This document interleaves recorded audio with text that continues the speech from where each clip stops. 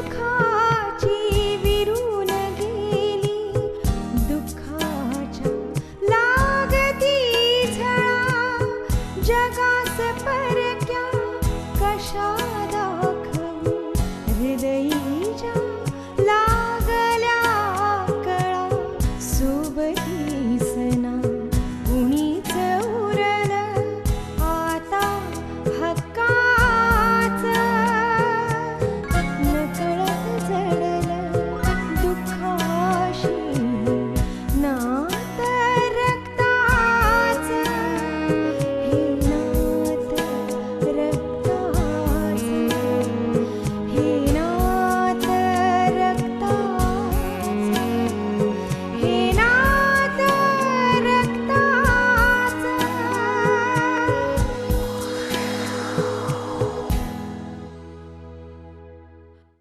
मला माझ्या शरीराची केस वाटते. नको नको मला हे शरीर नकोय. काय करू मी काय करू. आमच्या आशूला खूप श्रीमंत आणि चांगला नवरा मिळालाय. नशीब काढले हो पोरीने. हो ना. मग आता आमचे काम संपले वाटतं. नाही हो, अजून तुमचं काम संपलेलं नाही. आमची नेहा आहे ना.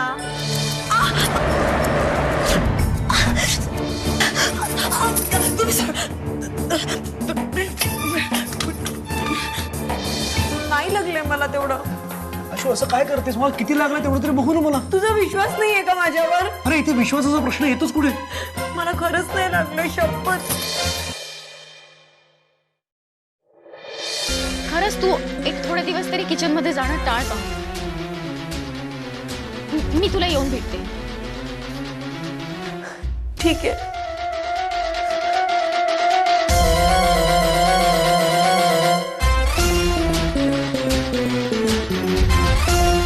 आशुताई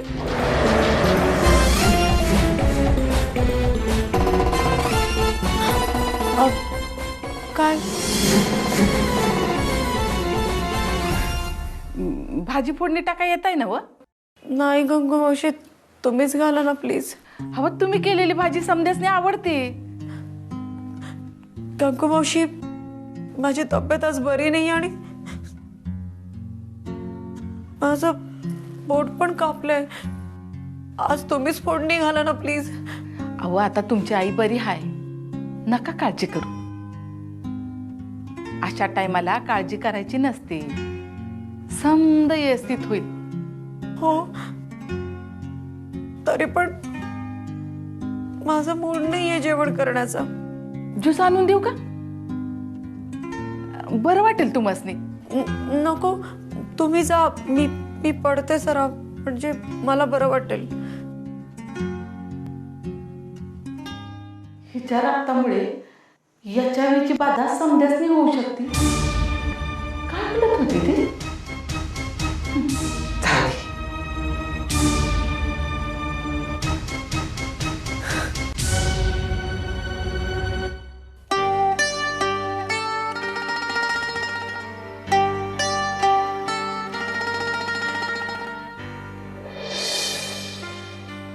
काही खायचं नाही, काही प्यायचं नाही, मग बरं कसं वाटायचं. काय ग काय बडबडतेस. अहो आपल्या आशुताईंचा आजकाल मूडच नसतोय बघा. काही खात बी नाहीत, काही पीत बी नाहीत. अहो असं केल्यावर पोटातलं बाळ कसं काय पोचणार. अगं तिच्या आईला बरं नाहीये ना आणि त्यात तिचं बोट कापलंय. पोरीचा चेहरा कसा अगदी सुकून गेलाय. तुला काय मदत हवी ना ती मला सांग, मी करते तुला मदत. पण पोरीचा चेहरा पहिल्यासारखा खुलला पाहिजे ग. आता मी काय तुम्हासनी काम सांगणार भाई. जावा तिकडे आराम करा, मी बघते स्वयंपाकाचं. अगं मी भाजीला फोडणी घालते. बघूया मुलांना माझ्या हातची चव आठवते का. आता म्या करीन म्हणतीये ना. गंगू घर माझं आहे, आज स्वयंपाक मीच करणार. मग जावा तिकडं करा.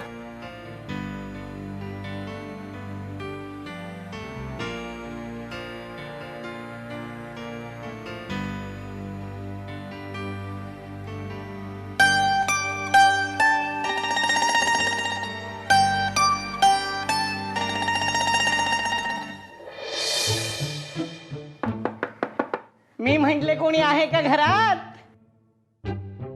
अरे गुरुजी तुम्ही या या या या या बऱ्याच दिवसांनी आलात. काय म्हणताय? अहो तुमच्याकडून नेहाचा फोटो आणि माहिती घेतली, मग मुले नको का दाखवायला? आपले काम कसे परफेक्ट असते. मी पाणी आणू का तुम्हाला? पाणी आणते. हा थांबा हो, आज नुसता चहा आणि चिवडा चालणार नाही, मग उत्तम शिरा हवा, तोही साजूक तुपातला. कसे? हो हो नक्की तुमच्यासाठी छानसा साजूक तुपाचा शिरा करून आणते मी. अहो आता नको, प्रथम हे फोटो पहा. हा बघू बघू.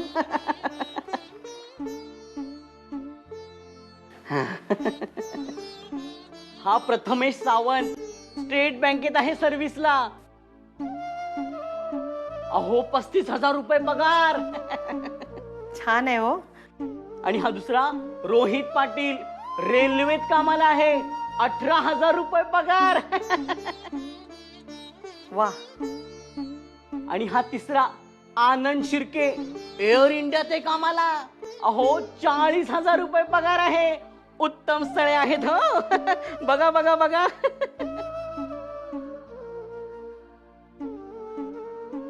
हा छान आहे हो. पगारही भरपूर आहे. अहो नुसता पगार भरपूर बघून मुलगा पसंत करू नका, त्याच्या अपेक्षाही भरपूर आहेत हो. हे नात रक्ताचं पगार भरपूर बघून मुलगा पसंत करू नका, त्याच्या अपेक्षाही भरपूर आहेत हो. काय अपेक्षा असतील? जास्त अपेक्षा नाहीयेत, पण त्याला मुलगी नोकरी करणारी हवी. तुमच्या मुलीला कुठे आहे नोकरी? अहो पुढच्या वर्षी ग्रॅज्युएट झाली तर नोकरी लागेलच तिला. त्याला विचारून बघतो. मुलगा जर थांबायला तयार असेल तर मुलगा मात्र लाखात एक आहे. हा नमस्कार नमस्कार गुरुजी. नमस्कार नमस्कार. अहो तुमच्या मुलीसाठी स्थळ आणली होती. आत्ता? अहो अजून 2 वर्ष आहेत तिच्या लग्नाला. ग्रॅज्युएशन तरी कम्प्लीट होऊ दे. अहो आतापासून शोधायला सुरुवात केलं तर 2 वर्षापर्यंत जमेल तिचं लग्न. हो हो हो जमेल हो. मी कशासाठी आहे? सोन्यासारखी गोड पोरगी आहे हो तुमची. कुणीही पसंत करेल तिला. पण तुम्ही आज अचानक कसं काय आलं? अहो मीच बोलवलं होतं त्यांना.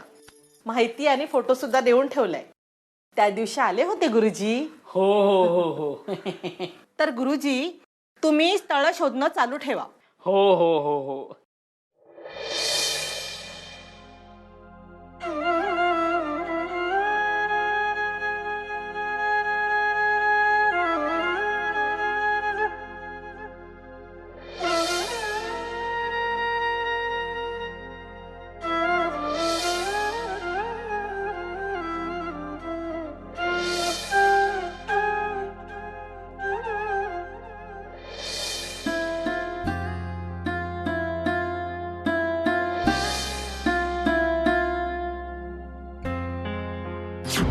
तू HIV पॉझिटिव्ह कशी होऊ शकतेस?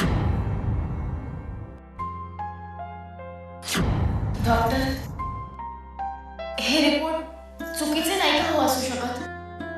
नाही, एवढा हलगर्जीपणा आमच्याकडून होत नाही.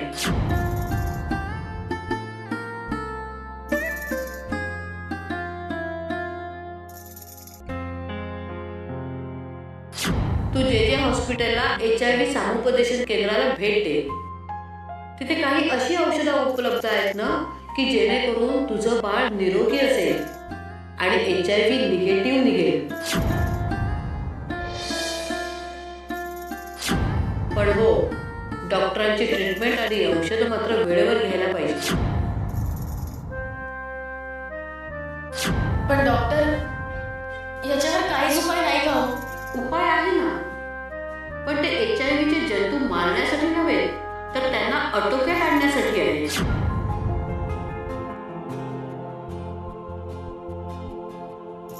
आणि HIV झालेली व्यक्ती ही हल्ली अशी काही औषधं आहेत ना की 20-25 वर्ष आरामात जगू शकतात. पण पण त्याच्यासाठी प्रबळ इच्छाशक्ती आणि सकारात्मक दृष्टिकोनाची गरज आहे.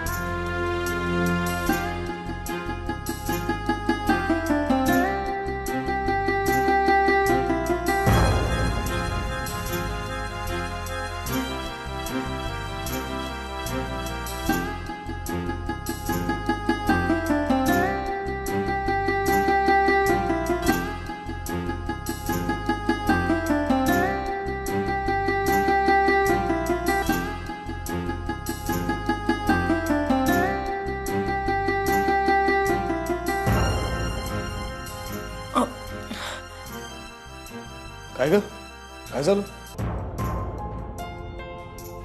काही नाही, आपलं असंच. काय भूताकेताच्या गोष्टी वाचतेस का?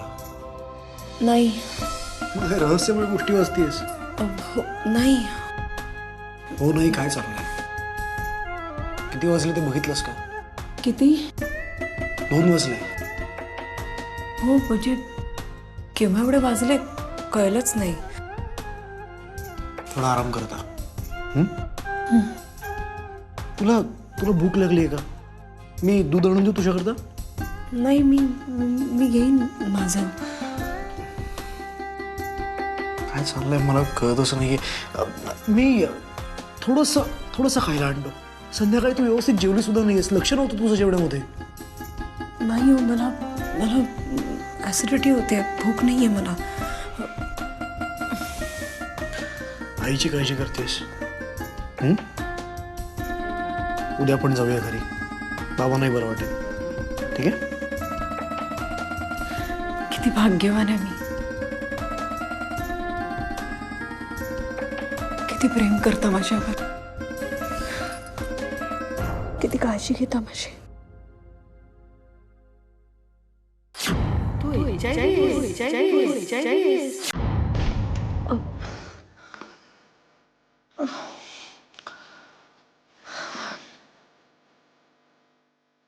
काय झालं? झोप आली मला. मी झोपायला जाते.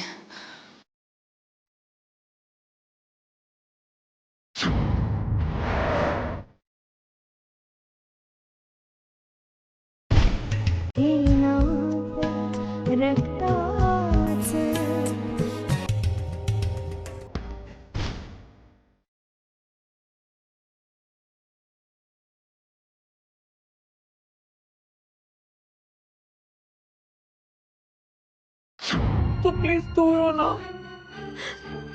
मला हात नको लावूस प्लीज.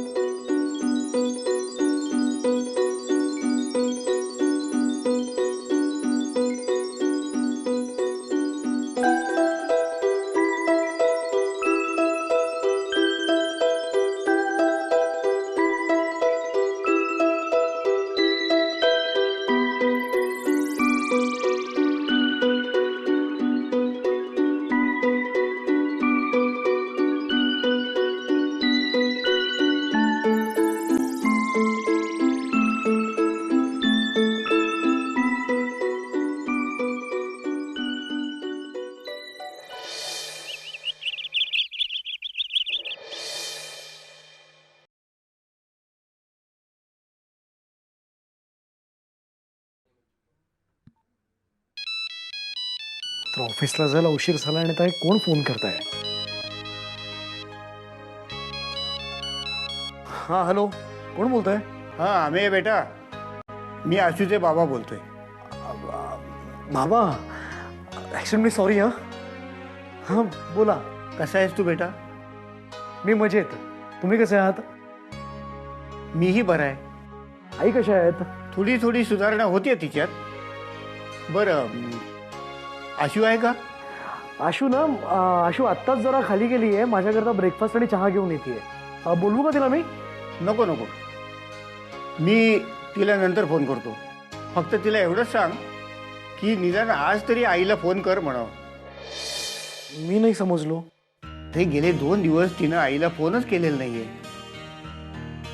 आणि ती फोनही उचलत नाही. मग आई काळजी करत बसते ना. काय सांगताय? बरं तिची तब्येत बरी आहे ना? हो, तब्येत बरी आहे तिची. पण गेले 1-2-3 दिवस ती अलिप्त राहते सगळ्यांपासनं. स्वतःला शून्य ठरवून बसली. हो ना, आईवर फार जीव होता तिचा. बरं मी काय म्हणतो बेटा, हं? मी संध्याकाळी आशूला बघायला येतो. या ना, तिलाही खूप बरं वाटेल. या तुम्ही नक्की. तुलाही भेटून जाईन म्हणतो. मला बाबा माझं संध्याकाळचं काही नक्की नाही आहे. 1-2 महत्त्वाच्या मीटिंग्स आहेत. त्यामुळे जर का त्या मीटिंग्स लवकर झाल्या तर मी येईन लवकर. अदरवाईज मग आपण परवा भेटू. मी येईनच आशूच्या बरोबर तुम्हाला भेटायला सगळ्यांना. ठीक आहे, मी येतो संध्याकाळी. हो नक्की या. मग ठेवू फोन. हो, काळजी घ्या. ठेवतो फोन. ओके.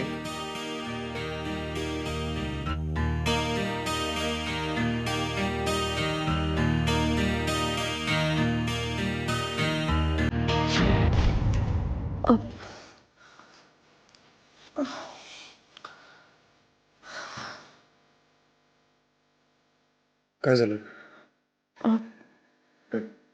झोप आली मला. मी झोपायला जाते.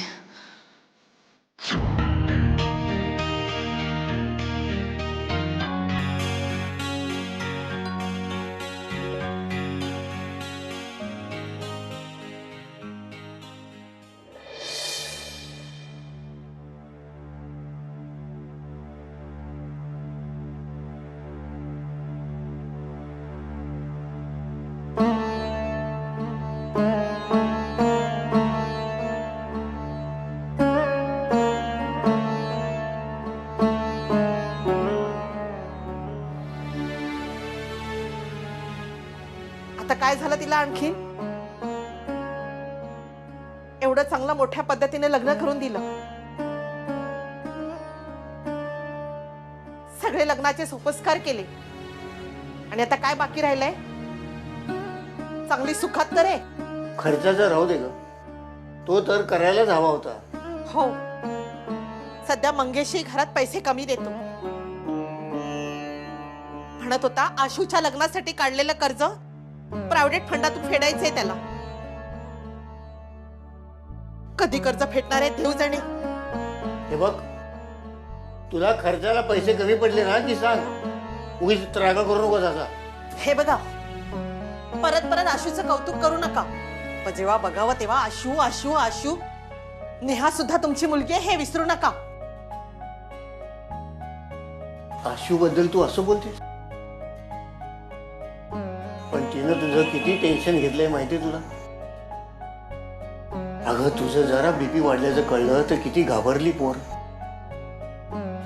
सारखी तुझ्या तब्येतीची चौकशी करत होती. एवढंच नाही तर तुझं औषध पाणी सुद्धा वेळेवर द्या म्हणून तिनं मला सज्जड दमत भरले. तर मी काय कमी केलंय तिच्यासाठी? मी या घरात आले तेव्हा फक्त 2 वर्षाची होती ती. मी आईचं प्रेम दिलंय तिला. लग्न करून सासरी गेली तरी सुद्धा तिला थांग पत्ता लागू दिला नाही. मी तिची सावत्र आई आहे म्हणून. उगाच नाही ती माझ्यासाठी धावून आली. तुमची आई सावत्र आहे का हो? काय तुला तसं जाणवलं का? हो, त्यांच्या बोलण्यात खोचकपणा होता. नेहमीच बोलणं नव्हतं ते. मी काही काल परवा या घरात आलेली नाहीये. या विषयावर आपण नंतर बोलू.